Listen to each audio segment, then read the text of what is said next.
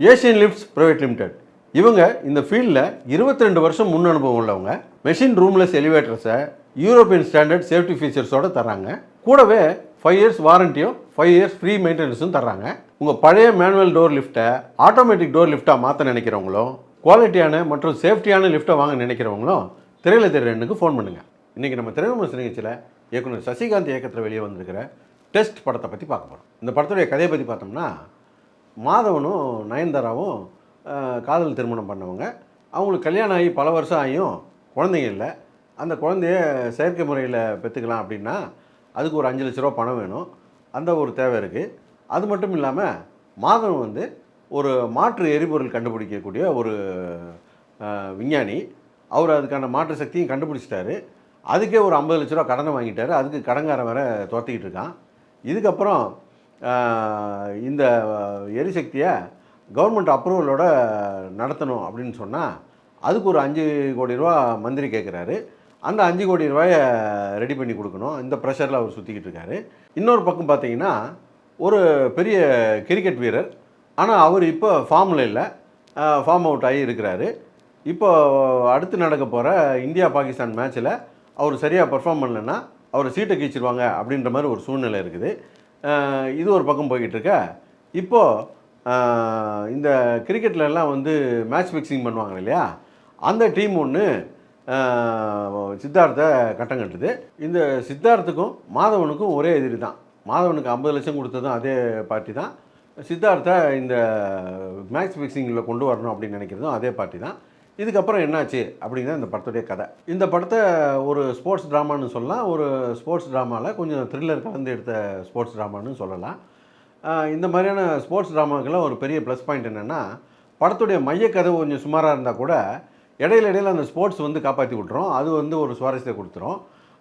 ஒருவேளை அந்த மையக்கதையும் ஸ்ட்ராங்காக இருந்து அந்த ஸ்போர்ட்ஸும் நல்லா இன்ட்ரெஸ்டிங்காக பண்ணியிருந்தாங்கன்னா அந்த படங்கள்லாம் பெரிய படங்களாக வர வாய்ப்பு இருக்குது. உதாரணத்துக்கு ஒரு டங்கல் மாதிரி படமோ, ஒரு ரப்பர் பந்து மாதிரி ஒரு படமோ, இறுதி சுற்று மாதிரியான படங்கள்லாம் அந்த மாதிரி வந்த படங்கள் தான்.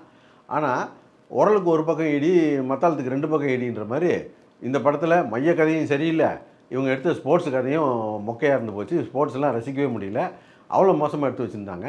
படத்தில் வில்லன் கேரக்டர்னு ஒன்று காட்டுறாங்க. அந்த வில்லன் கேரக்டர் ஒரு பக்கம் கந்து வட்டி கொடுத்துக்கிட்டு இருக்குது.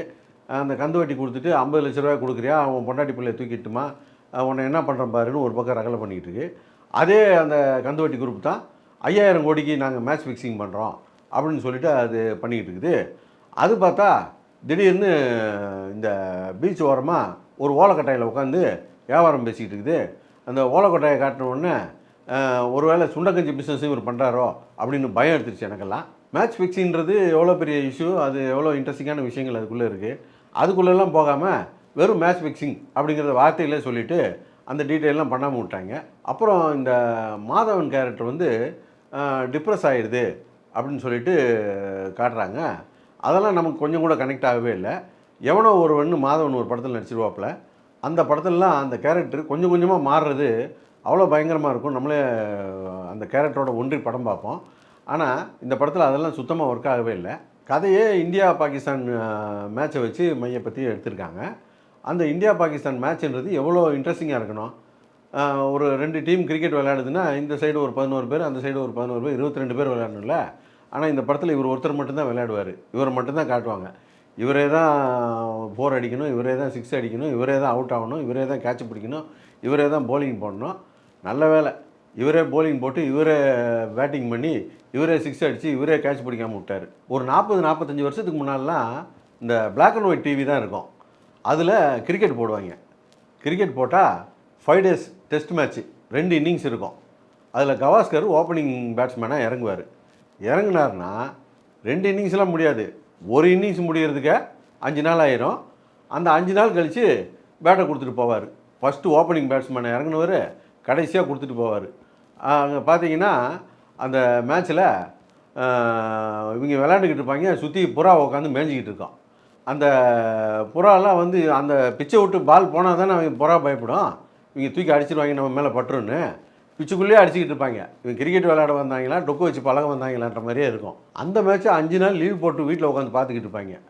அந்தளவுக்கு நீங்களும் பொறுமைசாலியாக இருந்தால் இந்த படத்தை மறுக்க வீட்டில் உட்காந்து பாருங்கள், அருமையாக இருக்கும். Asian lifts for your offices and home, now available in easy EMIs.